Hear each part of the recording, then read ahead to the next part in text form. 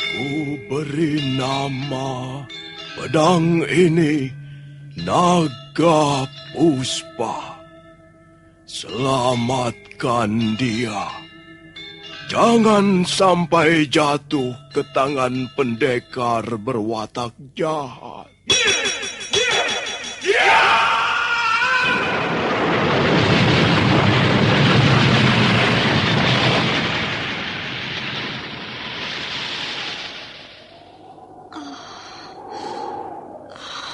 Kakang Kamandanu, kau masih juga tidak percaya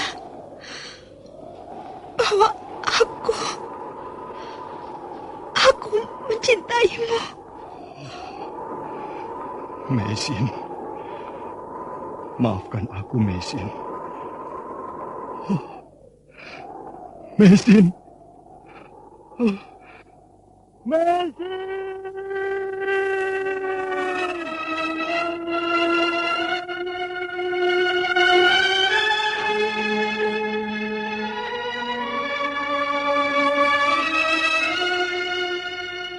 Tutur Tinular.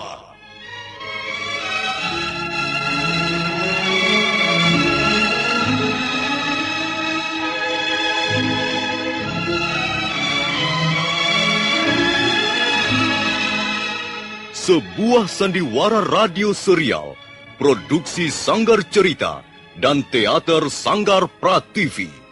Sebuah kisah dengan latar belakang sejarah runtuhnya Singasari dan berdirinya Kerajaan Majapahit.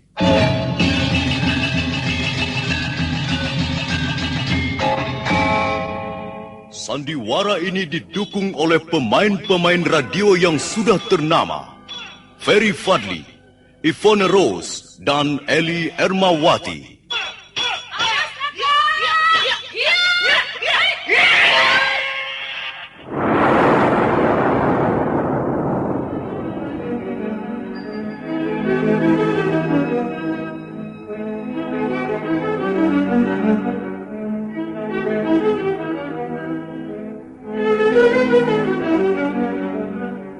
Cerita ini ditulis dan disusun oleh S. Tijab. Teknik dan montase dikerjakan oleh M. Pranoto dan Edwin Sutandi. Sutradara Bambang S. Kali ini mengetengahkan episode kedua dengan judul Kisah dari Seberang Lautan.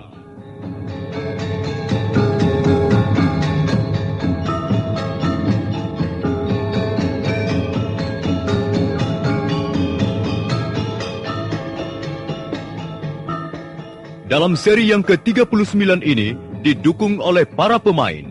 Benny sebagai Panglima Sipi, Wahyu sebagai Mengci, Armando Nida sebagai Panglima Kausing, Edi Dosa sebagai Lau Sisan, Eli Ermawati sebagai Mesin, Asdi Suhastra sebagai Empu Ranubaya, dan Nusri pembawa cerita. Selamat menikmati.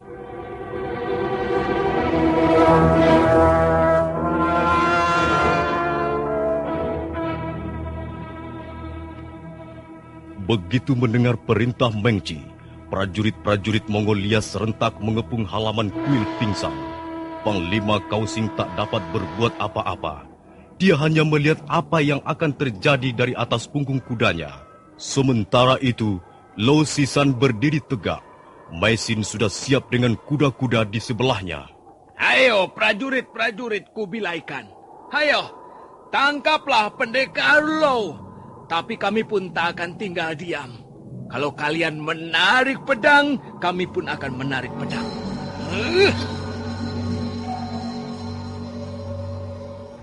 Panglima Sipi tersentak begitu melihat Lau Sisan menghunus pedang naga puspa. Demikian pula prajurit-prajurit yang mengelilingi halaman kuil. Juga Panglima Kausing ikut ternganga. Apalagi Mengci yang sudah menyaksikan kedahsyatan pedang pusaka ciptaan Puranubaya itu segera melompat mendekati Panglima Sipi.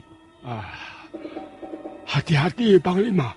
Oh, pedang itu luar biasa. Mengci, kalau takut menghadapi pedang, jangan menjadi prajurit. Minggirlah. Ayo. Hei, Pendekar Lau, jadi kau dan istrimu sudah memutuskan untuk melawan kami. Ya, lebih baik kami terlentang menjadi bangkai daripada menyelah. Kau tahu artinya melawan kami? Artinya kau melawan pemerintah Mongolia. Kau melawan Kaisar Kublai Khan. Aku tidak pernah melawan pemerintah Mongolia ataupun kaisar. Aku pun orang Mongol. Kami berdua berdarah Mongol. Kami pun cinta negeri kami. Tapi kami tidak sudi menyelah di depan Sihpi. Sekalipun dia adalah panglima perang. Kalian sudah membunuh ayah kami yang tercinta. Kami akan merasa sangat berdosa kalau sampai kami menyerah dan bertekuk lutut. Kalian berdua, suami istri yang malang. Kalian akan mati bersama-sama di halaman kuil ini. Dan itu bukan salahku. Salah kalian sendiri. Tangkap mereka! Kalau melawan, bunuh saja!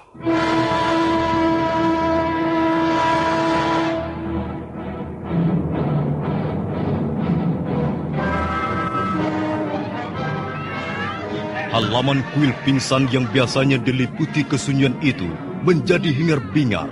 Denting pedang dan teriakan mereka yang bertempur seakan ingin mengatasi deru angin laut yang mengalir sepanjang musim. Pendekar Lau terus mengamuk dengan pedang naga puspa. Sementara Mesin membendung serbuan prajurit tak jauh dari suaminya. 2 orang prajurit telah jatuh menjadi korban. Sementara beberapa orang prajurit buru-buru mengambil senjata baru, pengganti senjata yang telah patah berkeping-keping. Hentikan! Hei! Mengapa kalian kotori halaman kuil ini dengan pertikaian berdarah? Hentikan!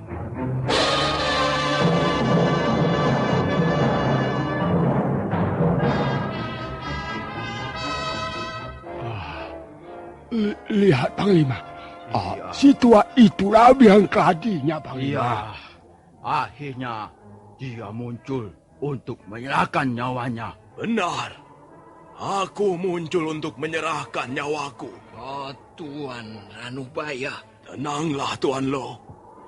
Biarlah saya yang menyelesaikan persoalan ini. Saya tak ingin melihat darah tumpah terlalu banyak di negeri orang gara-gara saya. Nah, Panglima Sihpi, anggaplah aku. Karena memang akulah biang keladi peristiwa ini. Tangkaplah si tua Ranubaya ini. Dan terserah apa yang akan kau lakukan. Tapi dengan syarat. Apa syaratnya? Tuan Panglima jangan melibatkan siapa-siapa. Pendekar Lo tidak bersalah. Dia dan istrinya harus dibebaskan dari semua tuduhan. Baiklah. Aku penuhi syaratmu itu. Mengci, cepat tangkap dan ikat orang tua itu. Baik, Panglima. Nah, serahkan tanganmu, Pak Tua.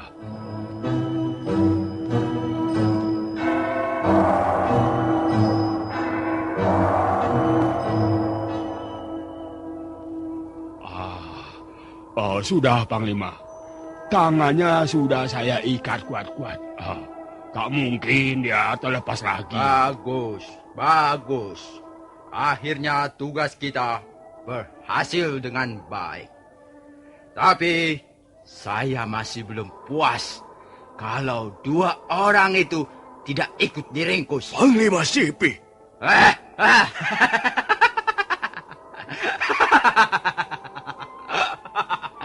Kau pikir aku akan begitu mudah menyetujui syarat yang kau ajukan? Ternyata kau sapi tua yang sudah pikun.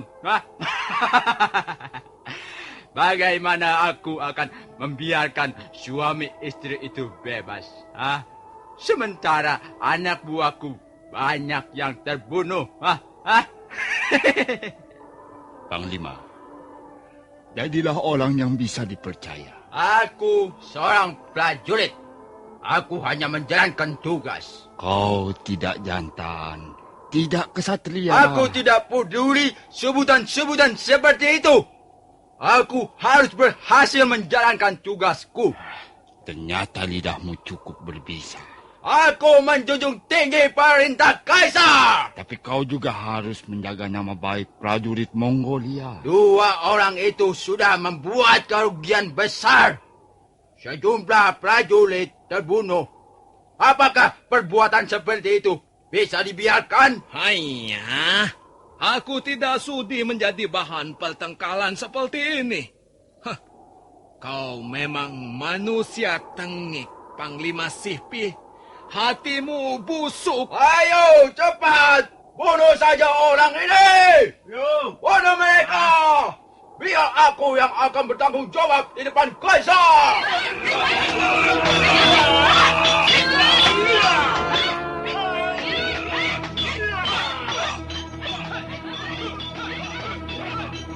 Kembali halaman kuil pingsan menjadi hingar-bingar oleh suara perkelahian. Pendekar Low mengamuk. Pedang naga puspa menyambar kiri kanan, bagaikan tangan dewa pencabut nyawa mencari mangsanya. Tubuh prajurit Mongolia itu bergeling pangat. Panglima Sipi terkejut sekali melihat prajuritnya banyak yang roboh. Ayo! Hantam terus! Bunuh saja! Bunuh mereka! Hantam terus! Mendengar teriakan Panglima Sipi, prajurit Mongolia bangkit lagi semangatnya. Dan sekitar 40 orang serentak turun dengan senjata siap menghantam. Pendekar Lau menyambut mereka. 6 orang roboh sekaligus, tapi yang lain tak mau tinggal diam. Mereka terus merangsek.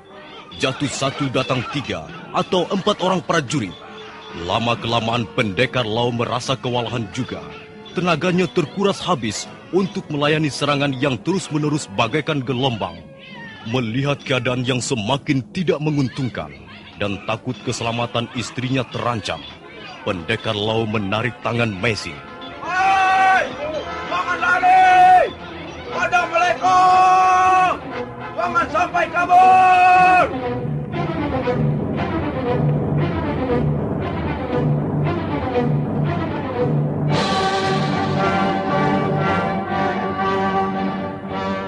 Setan neraka! Mereka adalah membunuh banyak sekali orang-orangku. Kalau sampai tertangkap, akan aku cincang tubuh mereka.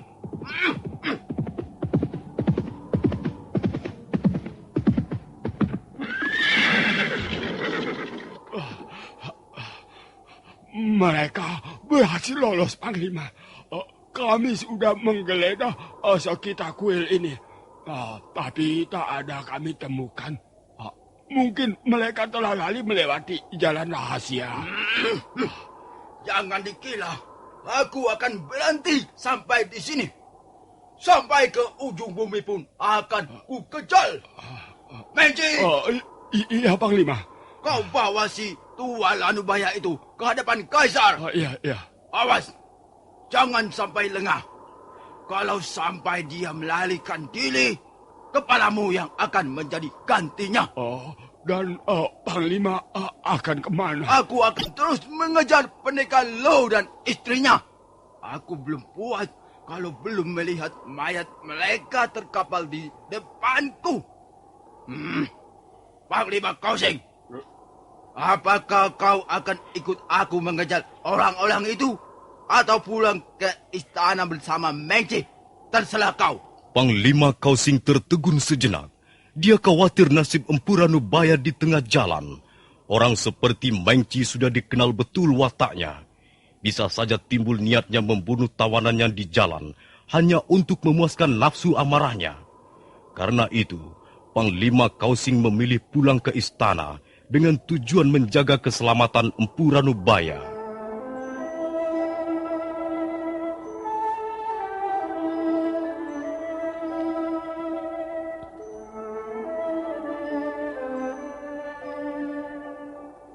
Dalam keadaan tangan diikat, Empu Ranubaya dinaikkan ke atas kuda. Dengan dikawal 10 orang prajurit, Mengci menggiring orang tua itu meninggalkan halaman kuil. Panglima Kausing berkuda di belakang rombongan. Sementara itu, Panglima Sipi dengan sisa-sisa prajuritnya terus mengadakan pengejaran.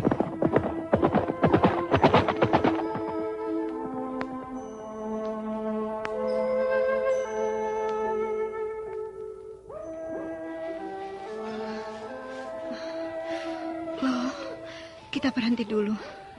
Aku lelah sekali. Kita istirahat sebentar loh. Iya, kita istirahat sebentar. Tempat ini agaknya cukup aman. Terlindung bukit dan sungai kecil di sebelah sana. Loh, mengapa akhirnya seperti ini kejadiannya? Mesin, sudahlah. Jangan menyesali nasib.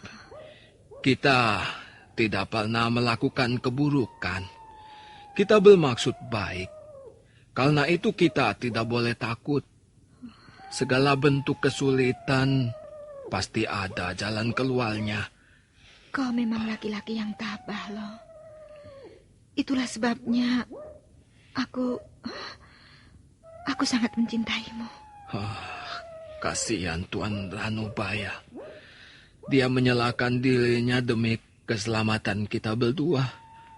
Bagaimana pendapatmu? Apakah Kaisar akan mengampuninya? Hal itu tidak mungkin. Jumlah korban sudah cukup banyak. Kaisar akan membela harga diri prajurit Mongol di mata rakyatnya. Kita sendiri barangkali akan menjadi manusia buron seumur hidup. Kaisar tidak akan pernah mengampuni kita, Mei. Semua ini gara-gara Panglima Sipi. Bukan Panglima Sipi, tapi Mengci yang licik. Dia pendendam dan licik.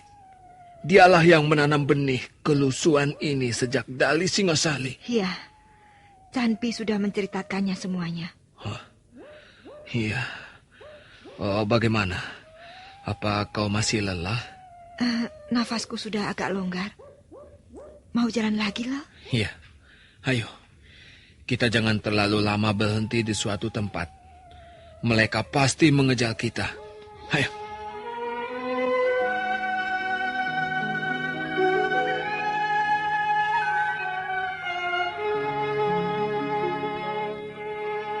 Malam itu, Lau Sisan dan Maisin terus berjalan menyusuri daerah perbukitan. Bukit itu sambung menyambung, bersusun-susun seperti sengaja dibuat oleh suatu kekuatan, dengan maksud membentengi daratan Mongolia dari ancaman badai laut Cina Selatan yang terkenal ganas. Beberapa kali Maisin terpaksa mengajak suaminya istirahat. Pagi hari, mereka meneruskan perjalanan dan segera tiba di sebuah pantai yang sunyi dan lengang.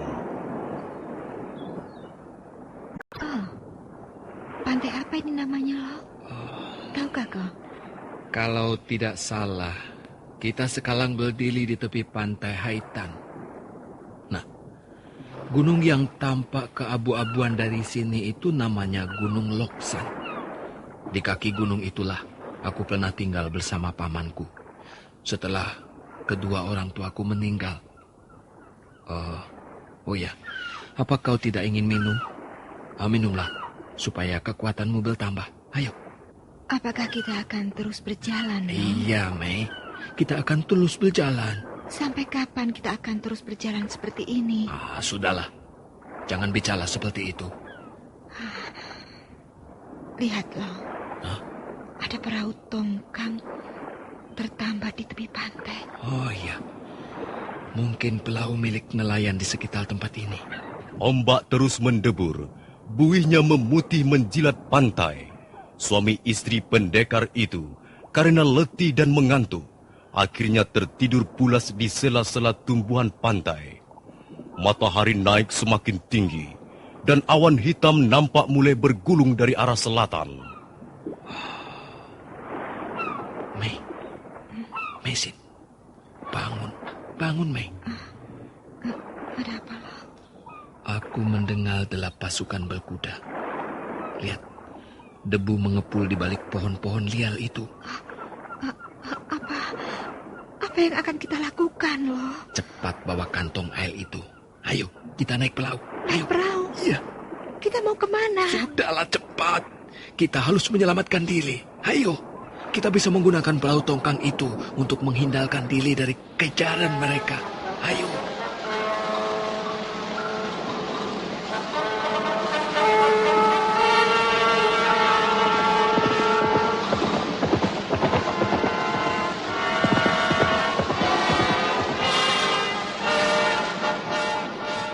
Memang benar apa yang dikatakan Lau Sisan.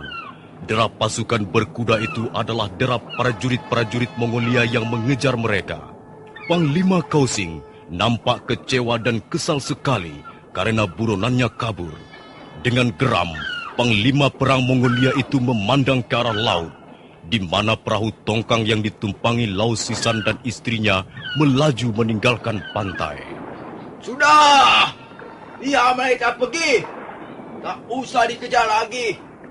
Bukan kita yang akan membinasakan mereka, tapi badai. Ya, aku melihat awan hitam bergulung-gulung. Dan aku tahu badai laut yang ganas ada di dalamnya. Biar mereka menjadi bangsa badai. Biar mereka binasa di tengah lautan sana. Ayo, kita kembali. Kita kembali ke istana.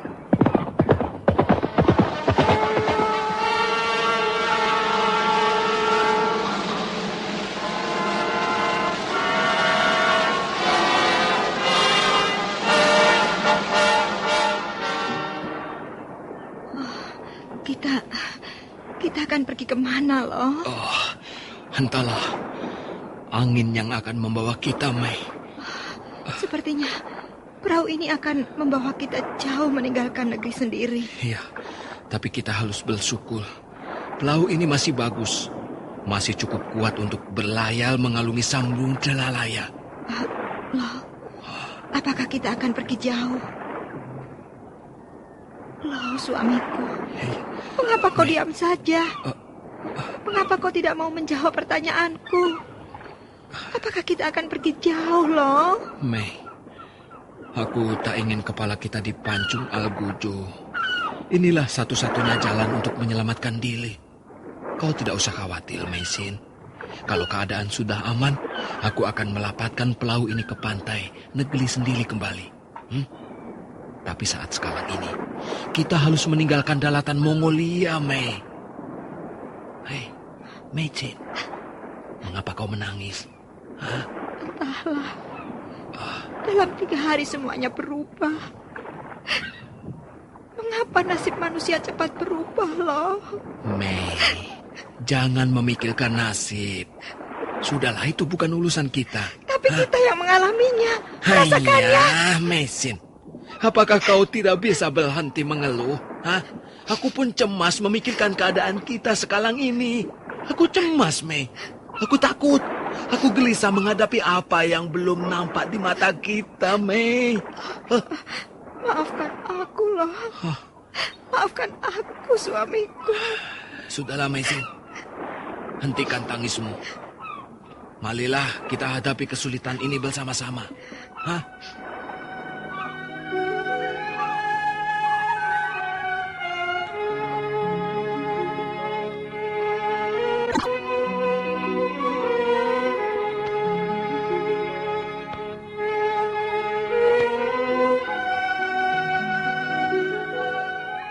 Perahu tongkang terus melaju terbawa angin. Pantai sudah hampir tak nampak lagi. Tinggal garis-garis putih dan samar-samar yang menandakan bahwa di sana ada daratan. Mendadak gelombang semakin tinggi dan angin bertiup kencang.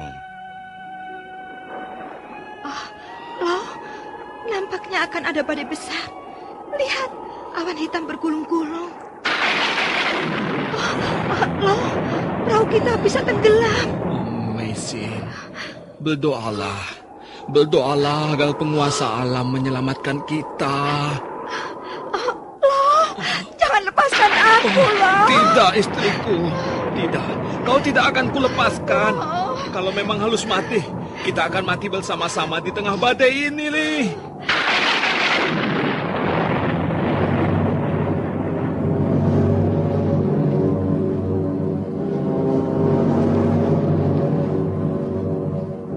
Angin terus mengamuk. Perahu tongkang nampak sama sekali tak berdaya menghadapi samudra yang sedang murka. Perahu itu terus terbawa angin ribut tak tentu arahnya. Sementara Meisin dan Lau Sisan tak mampu berbuat apa-apa kecuali berdoa. Nah, para pendengar sekalian, bagaimana kisah selanjutnya? Apa yang akan terjadi dengan perahu tongkang yang malang itu? Silakan mengikuti seri berikutnya. Sampai jumpa.